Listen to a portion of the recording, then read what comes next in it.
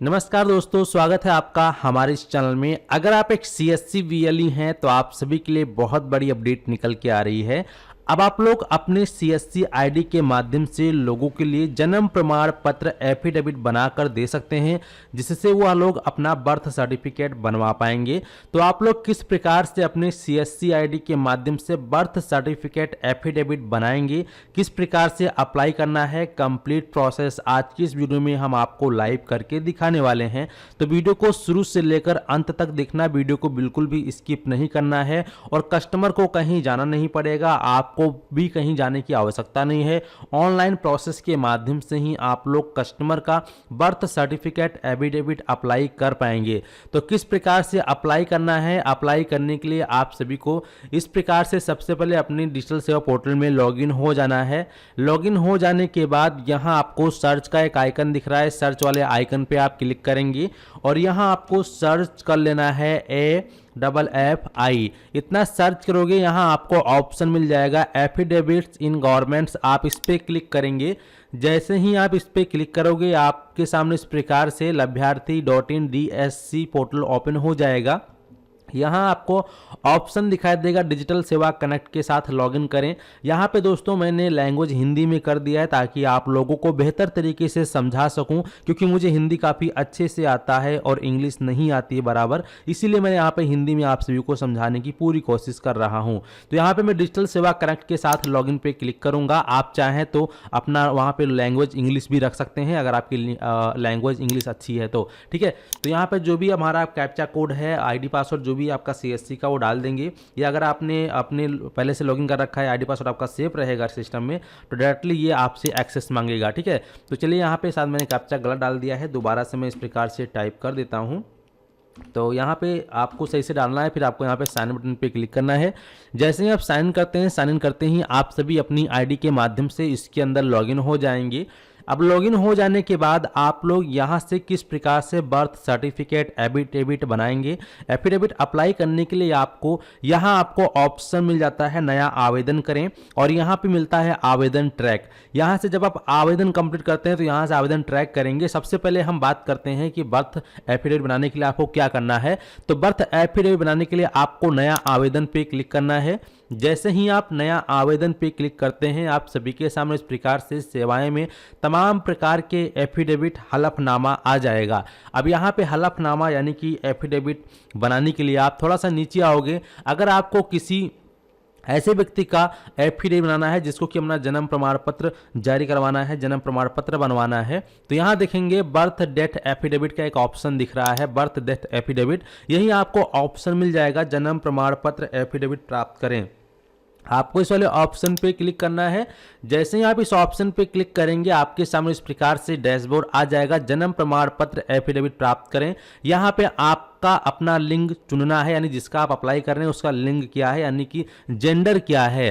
तो यहाँ पे जेंडर अगर वह पुरुष है तो नर सेलेक्ट करेंगे, अगर लेडीज है तो महिला सेलेक्ट करेंगे। तो हमारे केस में यहाँ पे मेल है तो यहाँ पे हम नर को सेलेक्ट कर लेते हैं। इसके बाद इस प्रकार से इंटरफेस आएगा, जन्म प्रमाण पत्र एफिडेविट प्राप्त करें। तो यहाँ पर आपको आपके स्टेट के अनुसार यहाँ पर पेमेंट देखने को मिल सकता है। अलग अलग स्टेट में अलग अलग यहाँ पे पेमेंट हो सकते हैं। जैसे कि हमारे उत्तर प्रदेश में स्टाम्प पेपर प्लस 10 रुपये नोटरी और यहाँ पे 200 रुपये का चार्जेस, यानी 210 रुपये का चार्जेस यहाँ पे आने वाला है।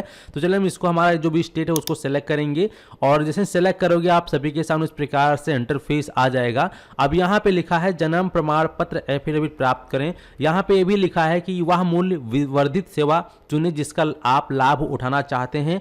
अधिक जानने के लिए यहाँ पे क्लिक करें। तो यहाँ पर इस प्रकार से आपको 3 ऑप्शन दिखते हैं। मैं आपको बता दूं कि जो पहला ऑप्शन है विथ स्टाम्प एंड नोटरी, यानी कि अगर आप चाहते हैं कि आपका जो एफिडेविट है वो स्टाम्प पेपर के साथ साथ नोटरी भी होकर आपको मिले, तो आपको विथ स्टाम्प एंड नोटरी का सिलेक्शन करना है। और सिर्फ आपको स्टाम्प चाहिए तो विथ स्टाम्प ऑनली करेंगे, और अगर आपको सिर्फ ऑनलाइन कॉपी चाहिए विदाउट स्टाम्प एंड नोटरी तो आप लास्ट वाला ऑप्शन का सिलेक्शन कर सकते हैं। लेकिन मैं आपको बता दूं कि अगर आपको अपना बर्थ एफिडेविट चाहिए तो आप जो है कोशिश कीजिए विथ स्टाम्प एंड नोटरी, क्योंकि स्टाम्प और नोटरी वाला एफिडेविट ज़्यादा मान्य होता है, उसकी मान्यता हर जगह होती है। तो इसलिए हम विथ स्टाम्प एंड नोटरी वाले ऑप्शन पे क्लिक करेंगे। इस पर क्लिक करने के बाद आपके सामने इस प्रकार से इंटरफेस आएगा, सेलेक्ट दे प्रिफेड यहाँ पे पूछ रहा है कि आपको जो है एफिडेविट किस प्रकार से चाहिए, सिर्फ ऑनलाइन चाहिए या फिर ऑनलाइन ऑफलाइन दोनों ही चाहिए। तो अगर आप ऑनलाइन कॉपी चाहते हैं तो आपको 24 घंटे के अंदर ही मिल जाएगा, लेकिन अगर आपको फिजिकल भी कॉपी चाहिए, घर पर भी चाहिए और ऑनलाइन भी चाहिए, तो आप सेकेंड ऑप्शन चूज करेंगे जिसमें 24 घंटे में आपको ऑनलाइन कॉपी मिल जाएगा और आपका जो फिजिकल कॉपी आएगा 2 से 4 दिन में या 1 सप्ताह के अंदर अंदर आपके घर पर डिलीवर हो जाएगा। यहाँ 2 से 4 दिन लिखा, लेकिन 1 सप्ताह लग जाता है अमूमन टाइम, ठीक है। तो इसको हम सेलेक्ट करेंगे। इसके बाद जैसे आप सेलेक्ट करोगे यहाँ पे आपसे नंबर मांगेगा, तो ग्राहक का जो भी फोन नंबर है वह फोन नंबर आप यहाँ डालेंगे और ओटीपी का अनुरोध करेंगे, यानी कि ओटीपी सेंड करे पर क्लिक करेंगे। तो यहाँ पे हमने ओटीपी डाल दिया है। ओटीपी डालने के बाद सीधा लॉगिन बटन पे क्लिक करेंगे। लॉगिन बटन पे क्लिक करते ही हमारे सामने इस प्रकार से एक पेज आया है जहां पे बताया गया है आवश्यक दस्तावेज। अब यहाँ पर काफी सारे लोग कंफ्यूज हो जाते हैं कि हमें जो है नोटरी करा के देना पड़ेगा क्या, तो ऐसा यहाँ पे नहीं है। यहाँ पे इंग्लिश में लिखा है scanned copy of signature for notary और थंब इंप्रेशन इज इनवैलिड। इसका मतलब क्या है, आइए इसको हम गूगल कर लेते हैं। आप में से जो लोग इंग्लिश अच्छे से जानते हैं उनको तो पता ही होगा, लेकिन जो लोग इंग्लिश नहीं जानते हैं उनको हम यहाँ पे दिखाते हैं। तो यहाँ पे गूगल ट्रांसलेट करते हैं हम यहाँ पे, और यहाँ देखेंगे यहाँ पे लिखा हुआ है हस्ताक्षर की स्कैन की गई प्रति नोटरी के लिए, यानी कि आपको नोटरी कराकर नहीं देना है, ओनली आपको अपना व्हाइट पेपर पर सिग्नेचर करके यहाँ अपलोड करना है, क्योंकि आपका जो सिग्नेचर है वो नोटरी में यूज किया जाएगा। नोटरी के लिए यहाँ पे देखेंगे नोटरी के लिए। अगर कोई व्यक्ति फिंगरप्रिंट लगाता है, अंगूठा का निशान लगाता है, तो अंगूठे का निशान अमान्य है, आपको अंगूठे का निशान अपलोड नहीं करना है। ये चीज यहाँ पे इंग्लिश में बताया गया है। और ऐसे ही सेम आधार के साथ भी है, आपको आधार कार्ड की भी जो है पीडीएफ को अपलोड करना है, लेकिन ध्यान रहे वह पीडीएफ पासवर्ड प्रोटेक्टेड नहीं होना चाहिए। आप अगर ऑनलाइन ईवाईडी की साइट से डाउनलोड करते हैं तो उसको आप अनलॉक करके ही यहाँ पे अपलोड करना है। यहाँ पे लिखा भी है please do not upload password protected file, समझ गए। तो इसका आपको ध्यान रखना है, यानी कि आपका जो सिग्नेचर है आधार वो नोटरी में यूज किया जाएगा, तो इसीलिए आपको सिग्नेचर और आधार को अपलोड करना है, ना कि आपको खुद जाके पहले नोटरी बनवानी है फिर अपलोड करना है, ऐसा नहीं है। तो इसका आप विशेष ध्यान रखेंगे। अच्छा, उम्मीद करते हैं कि यहाँ पे आप समझ गए होंगे। काफ़ी सारे लोगों को यही कंफ्यूजन था कि हमें जब नोटरी खुद ही बनवानी पड़ेगी तो वहीं से हम एफिडेविट बनवा लेंगे, लेकिन ऐसा नहीं है। आपको नोटरी बनवाने कहीं जाने की आवश्यकता नहीं है। यहाँ पे बोला गया है कि नोटरी के लिए आपको सिग्नेचर देना है, नोटरी के लिए ही आपको यहाँ पे आधार कार्ड देना है, ये इसका मतलब है, ठीक है। तो अब यहाँ पे हम आवेदन करने के लिए आगे बढ़े पर क्लिक करेंगे। इस पे जैसे ही हम क्लिक करेंगे, क्लिक करने के बाद हमारे सामने इस प्रकार से ये रजिस्ट्रेशन पेज आ जाएगा, आवेदक का विवरण। तो यहाँ पे पूछ रहा है कि आवेदक वह व्यक्ति यह शपथ पत्र बना रहा है, तो जिसका आप अप्लाई कर रहे हैं उसका पूरा नाम आप यहाँ डालेंगे, उसके पिता का नाम यहाँ डालेंगे, उसका फ्लैट नंबर, मकान नंबर, मंजिल संख्या जो भी है डालेंगे, यहाँ पे उसका क्षेत्र या मोहल्ला या सड़क जो भी है वो डालेंगे, उसका गांव या कस्बे शहर का क्या नाम है वो डालेंगे, और यहाँ से उसका जो भी स्टेट है अपना स्टेट यहाँ से चूज कर लेंगे, ठीक है। यहाँ पे दोस्तों मैंने हिंदी फॉर्मेट में कर रखा है, आप चाहें तो इसका लैंग्वेज यहाँ से चेंज करके इंग्लिश में भी फॉर्म भर सकते हैं। मैं हिंदी में आपको बेहतर तरीके से समझा पाता हूं, इसलिए मैंने हिंदी में कर रखा है, ठीक है। तो यहां पे फिर आपका जो भी एरिया पिन कोड है वो डालेंगे, अपना मोबाइल नंबर यहां डालेंगे, ईमेल आईडी आपको एक यहां दे देनी है। ईमेल आईडी आप दे देंगे तो बेहतर रहेगा, क्योंकि आपको हो सकता है कि ईमेल आईडी पे आपका जो ई कॉपी है मिल जाए, ठीक है। और यहाँ पे आधार कार्ड आपको अपलोड करना है। तो यहाँ पे वही मैंने आपको बताया कि स्टार्टिंग में कि जो आधार कार्ड यहाँ पे अपलोड करेंगे, आधार कार्ड का पीडीएफ वो नोटरी में यूज किया जाएगा, तो इसलिए वो पीडीएफ पासवर्ड प्रोटेक्टेड नहीं होना चाहिए, अनलॉक पीडीएफ ही आपको यहाँ पे अपलोड करना है। और अगर आप आधार कार्ड की फोटो को खींच के पीडीएफ बना के अपलोड कर रहे हैं तो ध्यान रहे फोटो, आधार कार्ड का जो भी फोटो आप पीडीएफ स्कैन कर रहे हैं एकदम क्लियर तरीके से उसमें आपका नाम, date of birth, address proper तरीके से दिखना चाहिए। अगर ब्लर होगा तो ऐसे में आपका एप्लीकेशन रिजेक्ट हो सकता है, ठीक है। तो इसका आपको विशेष ध्यान रखना है। फिर आप नीचे आओगे, स्कैनड कॉपी ऑफ सिग्नेचर, ठीक है। तो यहाँ पे जो आपने सिग्नेचर किया है व्हाइट पेपर पर ब्लू या ब्लैक पेन से, ठीक है, उस फोटो को आपको यहाँ पे अपलोड कर देना है। अपलोड करने के बाद बच्चे का विवरण, यानी उस बच्चे का विवरण जिसका आप बना रहे हो तो उस बच्चे का विवरण यहाँ पे डालना होगा। तो उसका जो भी नाम है वो नेम डालेंगे, जन्म की तारीख, उसकी जन्म की तारीख क्या है वो जन्म की तारीख आप यहाँ से सेलेक्ट कर लेंगे अपने अनुसार। यहाँ पे देखेंगे आप किसी भी उम्र के व्यक्ति का यहाँ पे जन्म प्रमाण पत्र एफिडेविट जारी कर सकते हैं, अप्लाई कर सकते हैं, उस व्यक्ति को कहीं जाने की आवश्यकता नहीं है, ठीक है। जैसे मैं यहाँ पे इसको सेलेक्ट कर ली इस प्रकार से, इस तारीख को 1/6/1996 देख पाएंगे। अब यहाँ पे जन्म का स्थान, उसका जन्म कहाँ हुआ था उसके आप गांव का नाम दे सकते हैं, या जहाँ पर उसका जन्म हुआ था उसको पता है तो वो आप दे सकते हैं।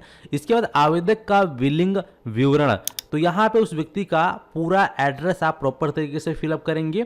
फिर डिलीवरी एड्रेस, जिस एड्रेस पर आप फिजिकल कॉपी प्राप्त करना चाहते हैं वह डिलीवरी एड्रेस पे क्लिक करके वह एड्रेस आप प्रॉपर तरीके से फिलअप करेंगे। ठीक है, तो यहाँ पे अगर आपका बिलिंग विवरण और डिलीवरी एड्रेस आपको एक ही रखना है तो आप हाँ पे क्लिक करोगे तो ऑटोमेटिक फिलअप हो जाएगा, और अगर नहीं करना है तो फिर आपको अलग से अपनी डिटेल्स को फिलअप करना है। ठीक है, तो यहाँ पे हम हाँ करेंगे, और इसके बाद फिर यहाँ पे स्क्रॉल कर थोड़ा सा नीचे आओगे, स्व घोषणा आएगा, इस पर टिक करोगे, और जैसे इस पर टिक करोगे तो इस प्रकार से आपका ये टिक हो जाएगा। फिर यहाँ पे नियम एवं शर्तें पर क्लिक करोगे, और यहाँ पे आप सेव भी कर सकते हैं और पूर्व लोकन भी कर सकते हैं। यहाँ पे जितने भी आप फॉर्म प्रॉपर तरीके से फिलअप करोगे इस प्रकार से ग्रीन टिक लग जाएगा। तो मैंने आपको बेहतर तरीके से समझाने की पूरी कोशिश की है।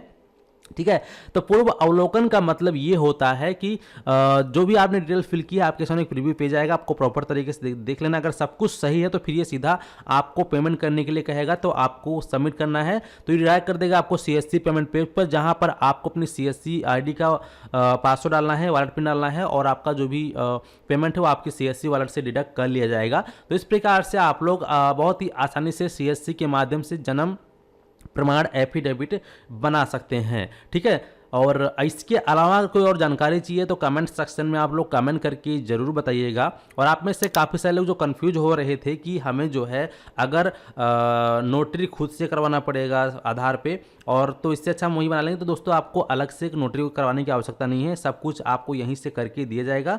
बस आपको नोटरी के लिए आधार कार्ड और सिग्नेचर वहाँ पे अपलोड करना है, वो उसी लिए वहाँ पे मांगा गया था। ठीक है, तो अच्छे से समझ गए होंगे। और साथ साथ यहाँ पे मैं आपको डैशबोर्ड का कुछ प्रीव्यू दिखा दूँ आपको। तो जितने भी आप आवेदन करेंगे, कुल आवेदन की संख्या आपको यहां देखने को मिलेगा। संसाधित आवेदन, जितने भी आवेदन आपके अप्रूव हो जाएंगे, बन जाएंगे, वो यहीं पे दिखाई देंगे, यानी संसाधित आवेदन पे। और जितने भी आवेदन आपके पेंडिंग में होंगे वो यहाँ पे लंबित आवेदन में दिखाई देगा। जो भी आवेदन आपका रिजेक्ट हो जाएगा वो अस्वीकृत आवेदन में दिखाई देगा। और यहाँ पे अगर आप अपने आवेदन को वापस लेते हैं तो यहाँ पे वापस लिया गया दिखाई देगा।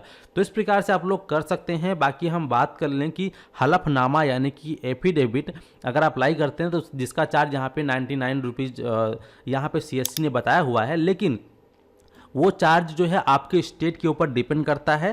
जैसे कि उत्तर प्रदेश का 200 रुपये और प्लस नोटरी का 10 रुपये, 210 रुपये दिखा रहा था, तो उतना ही पेमेंट और प्लस 99 भी ये भी ऐड हो सकता है, तो वो पेमेंट आपके वॉलेट से कटेगा, इसका आपको विशेष ध्यान रखना है। ठीक है, तो चलिए फिर मिलते हैं आपको एक नए वीडियो में। आप में से अभी तक कितने लोगों ने CSC के माध्यम से एफिडेविट अप्लाई किए हैं और कितने लोगों को अभी तक मिल चुका है, कमेंट सेक्शन में कमेंट करके अपना एक्सपीरियंस जरूर शेयर करें। इस वीडियो को समाप्त करते हैं, और चैनल पर पहले बार आए तो सब्सक्राइब कर लीजिएगा ताकि इसी प्रकार की आपको अच्छे से अच्छी जानकारी प्राप्त हो सके, और इस वीडियो को और भी लोगों तक शेयर कर दीजिए। धन्यवाद।